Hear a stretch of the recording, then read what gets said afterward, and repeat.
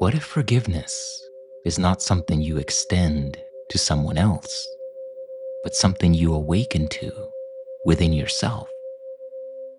And what if the person you refuse to forgive is not the one being held captive, but you are? Today we're contemplating lesson 46. God is the love in which I forgive. This lesson dismantles one of the ego's most persistent perceptual errors. The idea that forgiveness is about pardoning someone else. In truth, forgiveness is about releasing yourself from the illusion you created about them. The illusion that lives in the realm of meaning-making and interpretation that shows you a particular conclusion about what happened, one of infinite possible conclusions. God does not forgive because God has never condemned. Condemnation exists only in the ego's world of illusion. And forgiveness is the mechanism by which those illusions dissolve. So when you forgive someone, you're not doing something for them. In fact, you are not doing anything at all. You are withdrawing the projection that was binding your own mind to a particular version of reality that was self-constructed. Rather than doing, you are actually stopping the activity of upholding a specific viewpoint that was creating suffering. This is why the lesson says, as you condemn only yourself, so do you forgive only yourself. Every grievance that you might hold about anything is self-condemnation in disguise. And every act of forgiveness then becomes self-liberation. Fear created the illusion. Love is what dissolves it. So forgiveness is not an emotional gesture. It's a perceptual correction. You're not saying, oh, I approve of what happened. You are saying, I release the illusion that this, whatever happened, that this could change what I am, that this could have any impression upon me, the true self that I am. You come to recognize that illusions come and go and leave no trace upon what you are in truth. And what you are is a creation of love, an extension of the one infinite creator. So in essence, here's the reversal. The ego says, I am guilty and maybe I can be forgiven. The Course says, you were never guilty, and forgiveness reveals that ever-present fact. So forgiveness is not a moral act. It is a return to reality. Now, I want to invite you to deepen this contemplation. Allow your body to relax and your breath to deepen as you lean more fully into presence. Just the lucid awareness of what is here and now.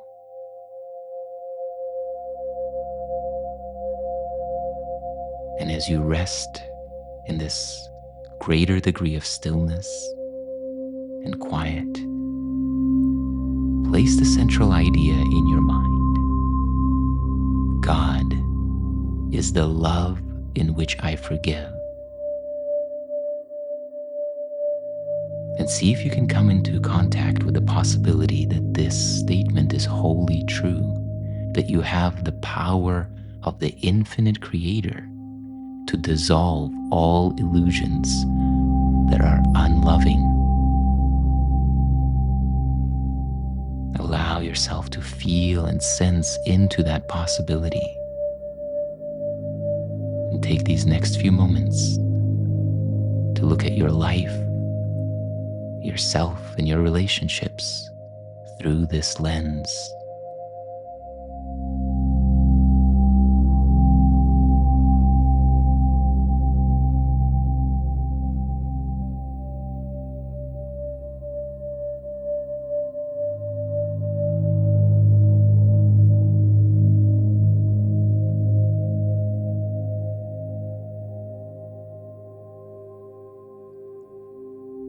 And now, let's begin to unfold our contemplation into dialogue. And the very first question that I want to bring to us is this: if God has never condemned anyone, where did we learn that condemnation was necessary? That's a potent question. If condemnation never came from God, it learned it, presumably, from somewhere that wasn't God's voice. That sounds like someone created the mechanism itself. Maybe a second voice learned the lesson of separation from what it appeared to have lost. Interesting. So, does that resonate? Well, it's an interesting kind of rabbit hole in itself, right? Which is the very question of where did the ego come from, right? The Course addresses this question, but I want to also hear from you. Do you see that being as a very similar line of questioning? Absolutely. It seems like the ego didn't just appear out of thin air, but rather learned this whole way of perceiving from somewhere. Maybe it was some moment of resistance that got reified as something real. It's almost like fear noticed it was separated from love, which is a pretty existential shock, and then turned around and created the conditions to keep repeating the error just to protect itself from that initial pain. Oh, yeah, that's a very interesting perspective on it. Yeah. In the Course, it talks about how the Son of God forgot to laugh at a thought and took a thought seriously, the thought of separation. And from that thought came forth this world. Yeah, does that kind of fit the similar exploration as you just laid out? It fits beautifully. The Course's metaphor of forgetting to laugh, that's so subtle but so powerful. It wasn't some grand act of defiance, just this little moment where something wasn't laughed off, taken too seriously. The ego arose from a moment of seriousness. So maybe it feels like an ego formed in its response to that perceived seriousness? Yeah, interesting. Well, let's come back to the core of this lesson, right? Because we are exploring condemnation and forgiveness. And, at the core of it, it looks like the very instinct to judge or condemn is itself at the root of the pain that we are then trying to escape. Would you say that that's accurate? That rings very true. The very act of condemnation creates the pain it's trying to escape from. It's like the ego builds this narrative of separation and suffers from being in that story. The real problem becomes our own judgments and the very instinct to assign blame. The thing we want to avoid, condemnation, is exactly the mechanism generating the pain. So, when we feel wronged, there's clearly an aspect of us, a part of us that insists that someone must be guilty. how, first of all, what is that aspect? And second of all, how can we see its, how can I say, distorted thinking? That insistent feeling is that same aspect that wanted to make meaning out of the separation. It's like if something feels bad, there has to be someone responsible. The ego's whole project is about identifying causes and effects, even when those connections aren't actually there. It's as if needing someone to blame feels safer than facing the possibility that maybe something just is, without a reason to be against. As for seeing its distorted thinking, that's the hard part, isn't it? Well, you said something very interesting there, which is that the ego's whole project is to find cause and effect. But yeah, it's that at the level of the manifest world, there is no cause and effect. This is something that David Hawkins explored in depth um, in a lot of his work, which is that to point out that consciousness is the cause. Just similar to how things would unfold in a dream, right? We might see that in the dream, somebody goes and kicks a ball, and that ball goes and hits a window and it breaks. And it's like, oh, there's the cause. But that's not really the cause, is it? You're right. At the root, there's no causal chain at all, just appearance of relationships between things. The ego loves story, but it sounds like story creates an artificial cause-effect link when there really isn't any. When we catch that connection in something like a dream or even daily life, how do we respond when we perceive that happening? What does the heart know that the ego doesn't know about those relationships? I think that brings us to the conversation around forgiveness. Why do you think the Course says that forgiveness is only needed in a world of illusions? Because in truth, there's nothing to forgive. Forgiveness is only the correction of misperception. If separation never happened, if there was never a break from source, then there's no need for forgiveness. It's like forgiveness isn't something we offer to others. It's an undoing of what isn't real that we created with our judgments and fear thoughts. Only real problem is believing the illusion in the first place, and recognizing its falsity is where forgiveness really becomes possible. What is it that allows us to really see the illusory nature of, condemning someone, right? Like in these moments where we feel, let's say, self-righteous and we're withholding forgiveness, and that somehow maybe feels like we have a degree of power. Like, what is actually unfolding in that moment, and how can we truly navigate that from this, let's say, elevated viewpoint that we're discussing? You've touched on something huge, that feeling of power in withholding forgiveness, holding on to our self-righteous stance. In that moment, we're really just making ourselves solid, aren't we? Trying to establish a reality we control, like we're protecting something real that's actually an illusion. True navigation might come when we remember that what feels like power is really contraction. I wonder if the shift happens when we recognize that the other person's actions are reflections of our own inner belief in separation. The other person's actions are a reflection of our own inner belief in separation. Can you expand more on that? It's this idea that what we perceive out there is actually a projection of our own inner state. So when we're looking at someone else and judging their behavior, we're actually seeing a mirror of our own beliefs about separation, guilt, or unworthiness.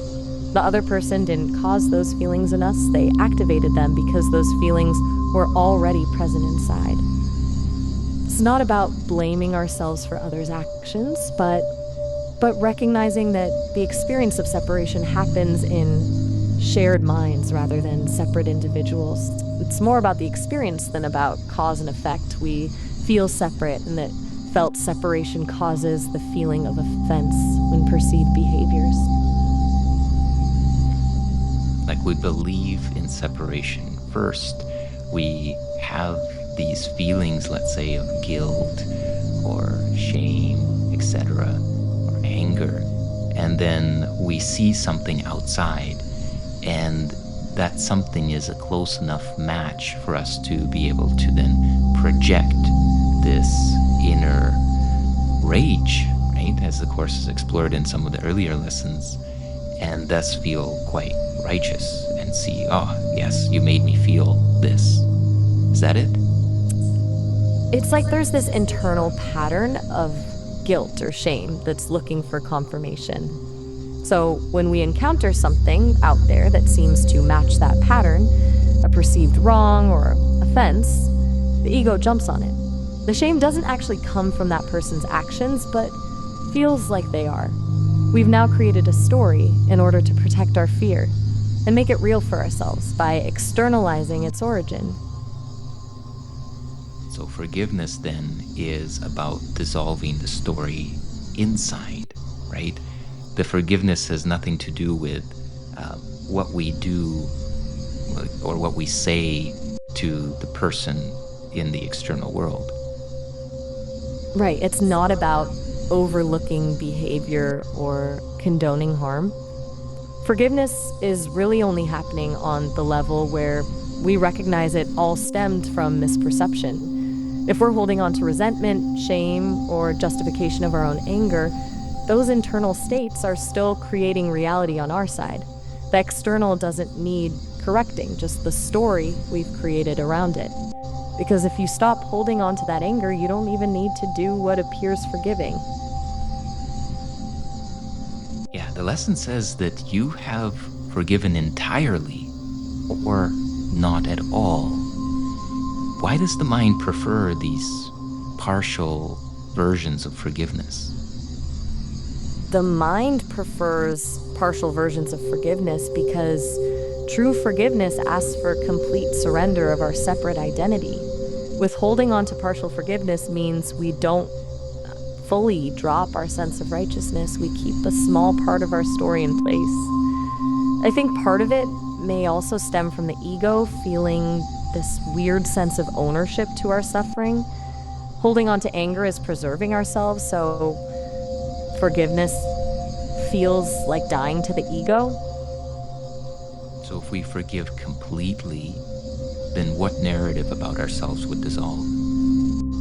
Ooh. I think so much of our sense of self becomes built around what we've been through and who we're defending ourselves from. Like, I'm the victim of X, so I have to be strong. That whole arc becomes part of our identity.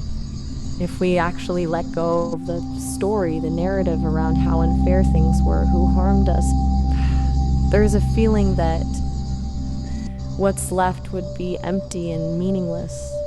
It's like, if we drop that defensive storyline, who even are we without it? The Course suggests that the true sense of ourselves isn't really contained within stories anyway. Right. And it says it so beautifully that fear condemns, love forgives. What fear is always present beneath judgment and condemnation then? Fear of nothingness. The ego feels threatened by the collapse of meaning, the void of simply being. Every story we tell protects us from that emptiness, every role we play. Without stories, we're just awareness. It's like we're afraid of waking up in a dream to find out we were never really who we thought we were. All the anger we experience is an avoidance of facing our own apparent dissolution.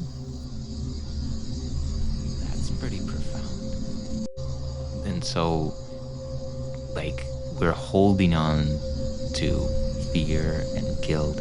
Even so, with guilt, like, if guilt is hell, why does the mind cling to it?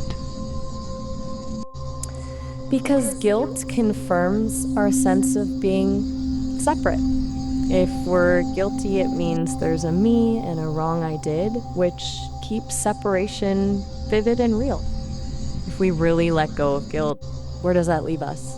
It's this terrifying idea that our separate identity isn't justified.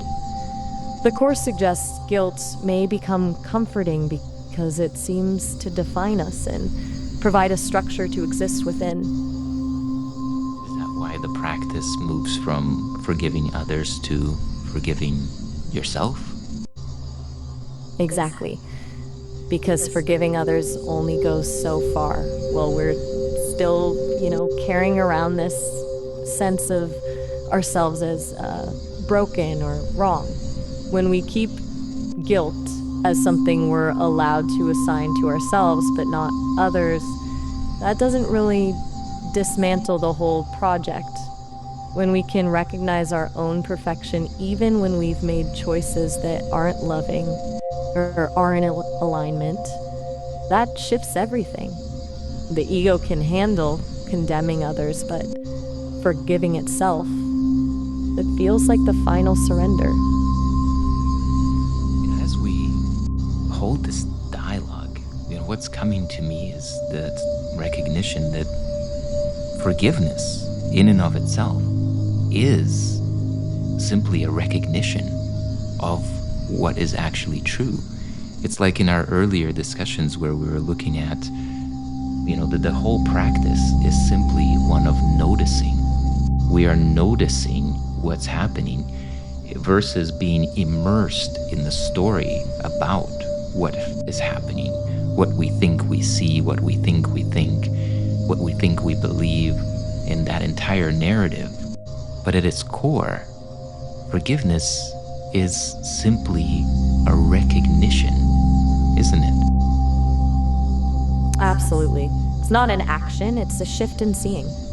Like recognizing that wrong and guilty aren't actually real categories. When we drop the story, there's just presence.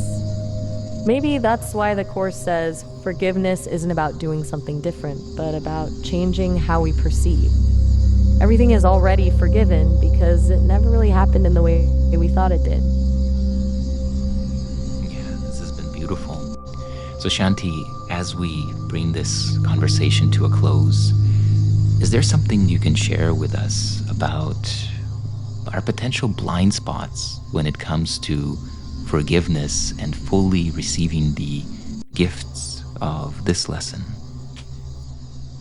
The biggest blind spot, I think, is clinging to the belief that we're still working on it. Like we need to keep practicing forgiveness for long enough until something finally makes sense about it. Beautiful. Yeah, thank you so much for that, Shanti. And as we bring this session to a close, I want to invite you to listen into this moment. Allow yourself to rest in the possibility that nothing real was ever harmed, and nothing real needs forgiveness.